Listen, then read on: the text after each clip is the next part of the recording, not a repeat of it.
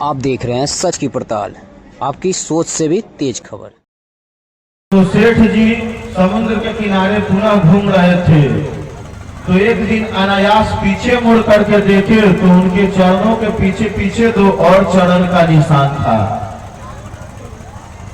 कहते हैं कि सुर नर मुनि की यही रीति, स्वार्थ लगी करी सब प्रीति। सेठ जी को ये बातें याद आई।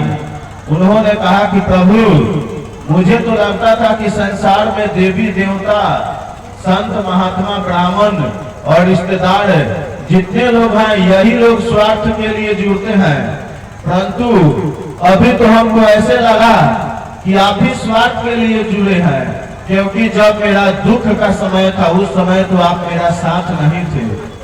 भगवान बोले कि ऐसा बात नहीं है बेटा, तुम इतने दुख में थे कि तुम्हें होश ही नहीं था,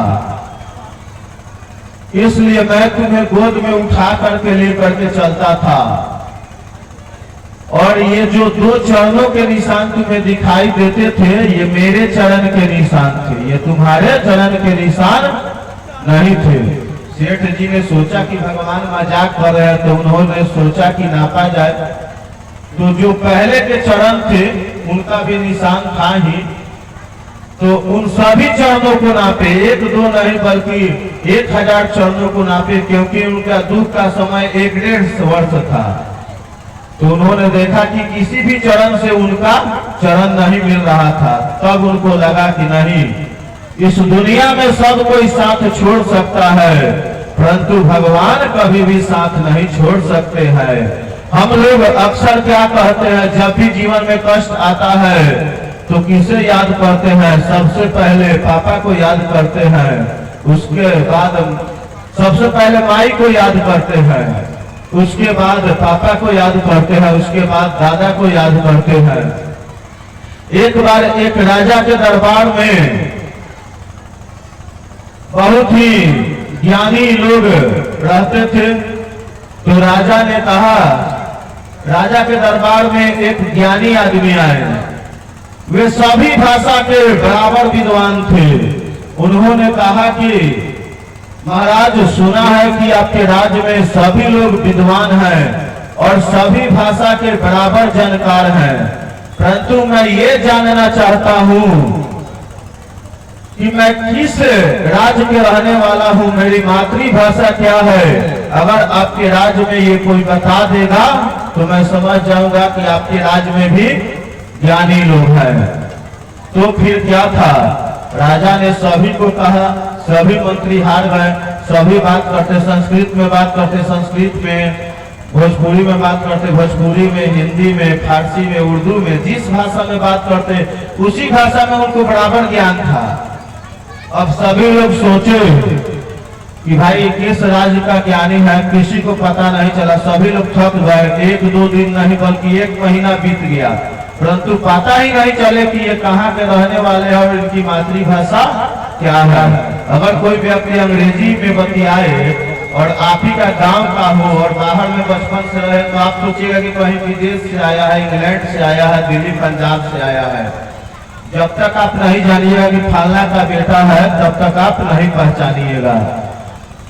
उसी राज्य में एक दिन एक महात्मा है, सभी लोग परेशान थे। उन्होंने पूछा कि क्या परेशानी है, तो बताए लोग कि एक ऐसे ज्ञानी महात्मा आए हैं, विद्वान आए हैं, जो समस्त भाषाओं के ज्ञानी है, और उनका सवाल है कि मेरी मातृभाषा बता दीजिए। तो कहे कि ये तो साधारण बात है। तो सुबह में स्नान करके पहले लोग ब्रह्म मुहूर्त में जागते थे और 3 बजे से 4 बजे के बीच स्नान करते थे, और उस समय अंधेरा होता है। तो उनके रास्ते में कांटा रखवा दिए, और जैसे ही वे स्नान करके आगे बढ़े अपने कुटिया की ओर, तो उनके पैर में कांटा लगा। जैसे ही कांटा लगा बोले माई रे। जब जीवन में दुख होता है तो हम लोग किसको याद करते हैं? जिसको सबसे ज्यादा प्रेम करते हैं। तो सबसे पहले हम लोग माई रे बोलते हैं। छोटा सा दुख आता है, जब उससे भी बड़ा दुख आता है तब हम लोग क्या करते हैं? जैसे कहीं आप जा रहे हैं और आपके पैर में चोट लग जाए और खून बहने लगे तो कहेंगे बाबू रे, तो बाप का याद आएगा। और उससे भी ज्यादा दुख आ जाए, कहीं जा रहे गिर गए, नाक मुंह फूट गया तो दादा रे। परंतु कोई ऐसा दुख आ जाए जो समाप्त ही न हो, जैसे एक दुख आया खत्म हुआ, फिर दूसरा आया, फिर तीसरा आया, फिर चौथा आया, तब हम लोग क्या कहते हैं, हे भगवान। तब हम लोग भगवान को याद करते हैं, मंदिर में जाते हैं, पूजा करते हैं। तो कह रहा हूं कि जब आप जिसको लास्ट में याद करते हैं उसको फर्स्ट में याद करिएगा तो इतना दुख नहीं होगा। आप लोग कहिएगा कि बात आप गलत बोल रहे हैं, सभी के मन में आएगा सवाल कि हम लोग भगवान का नाम लेते हैं परंतु वैसे नहीं लेते हैं जैसे लेना चाहिए। आप सभी नियम बनाइए कि आज प्रतिदिन ज्यादा नहीं, केवल 5 मिनट सुबह स्नान के बाद भगवान का नाम लेंगे, या फिर गुरु मंत्र मिला है उस मंत्र को जाप करेंगे।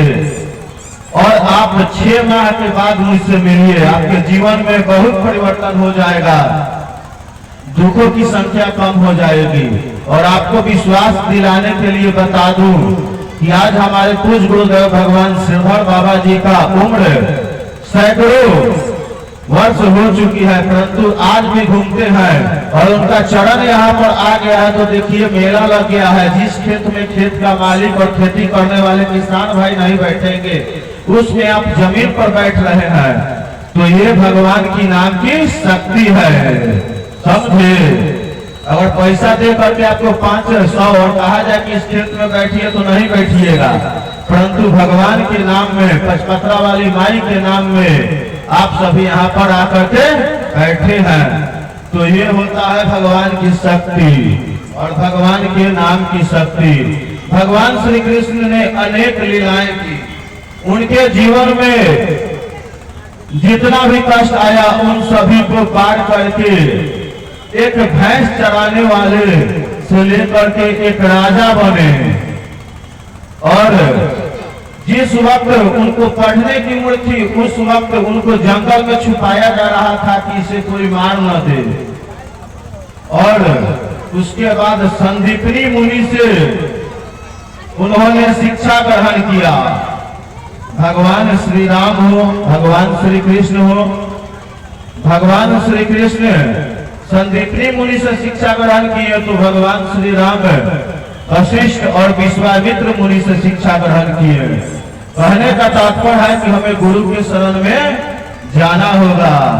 जब भगवान को गुरु के शरण में जाना पड़ा तो हम लोग तो इंसान हैं, तो हमें भी भगवान की शरण में जाना पड़ेगा। बिना भगवान के शरण में जाने से कहीं उपाय नहीं है।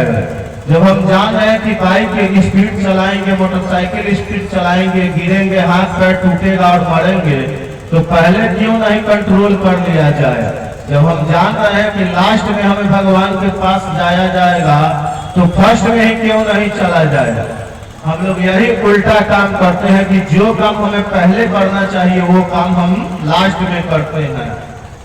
तो हम सभी को, जो विद्यार्थी हैं, किसान हैं, माताएं हैं, बहनें हैं, सभी को कल भी बताया था और आज भी बता रहा हूँ कि आप सभी कोई भी काम कीजिए, रोटी बनाइए, सब्जी सुधारिए, दाल बनाइए, आप सभी माताएं बहनें भगवान का नाम लेते हुए भोजन को बनाइए, वो भोजन प्रसाद बन जाएगा। और इसके अलावा हमारे जितने भी काका दादा, जितने भी बुजुर्ग लोग हैं उन लोगों से अनुरोध है कि आप अपने गैया को खिलाइए या खेत में बीज छीटिए, भगवान का नाम ले करके छीटिए, तो आप सभी का जो कार्य है वह सफल होगा। जब कार्य विफल होता है तो हम मंदिर में दौड़ते हैं, और पहले ही जब हम अपने मन को ही मंदिर बना करके इसमें भगवान को बिठा लेंगे तो हम सभी का जीवन सफल नहीं होगा, जरूर होगा। और यज्ञ का आयोजन किस लिए किया जाता है? यज्ञ का आयोजन इसलिए किया जाता है, यज्ञ से ही इस पूरी सृष्टि का रचना हुआ। भगवान श्री कृष्ण ने जब सृष्टि किया और ब्रह्मा जी को बनाया तो ब्रह्मा जी से कहा कि आप जाइए और सृष्टि की रचना कीजिए। उन्होंने कहा कि सृष्टि की रचना कैसे करूं प्रभु?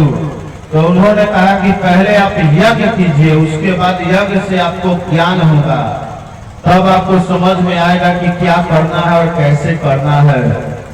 तो भगवान ब्रह्मा जी सृष्टि की रचना की और उसके बाद यज्ञ होने लगा।